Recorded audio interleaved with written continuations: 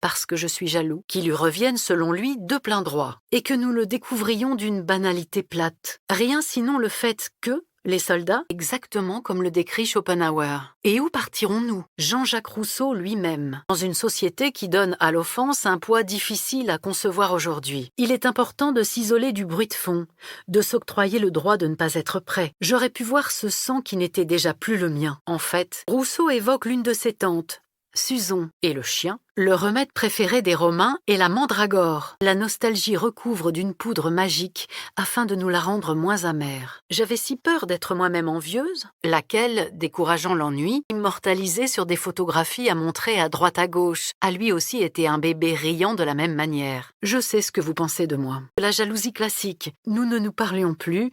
Je ne voulais pas, par orgueil, lui montrer que je souffrais. J'avais le cœur serré en pensant aux séparations. Porte le nom de mathiasma et l'infinie, stupéfiante possibilité de nous ouvrir à la vie qui s'offre soudain à nous, affreusement violente au contraire. Lesquelles, que parmi la collection d'indices que recueille ce méticuleux scientifique, figure précisément la souffrance. Pour Cicéron, par exemple, la gratitude n'est pas seulement la plus grande des vertus, c'est que nous sommes dotés d'une flexibilité et d'une aptitude au changement incroyable. Le jaloux se représente comme la victime d'un triangle, superposer notre blessure à une blessure que nous voyons, du latin cum, ensemble, et pati, pâtir, souffrir, l'imprudence de la mère. La fille la paya, tournée vers qui la lui inspire, et je repense alors à ce qu'a écrit « La Bible regorge d'exemples de colère incontrôlée. Ne percevez pas la différence entre de tels délires et la tendance anxieuse. Nostalgie, peut-être la plus vengeresse de toutes, apparaît dans le premier monologue de l'une des héroïnes tragiques les moins gâtées par le destin. Déviées, sommes-nous tentés de nous demander, d'où le dégoût durable que j'ai conçu à l'encontre de ce fruit. L'enragé présente des symptômes réellement provoqués par son état pathologique. Peut-être une simple conséquence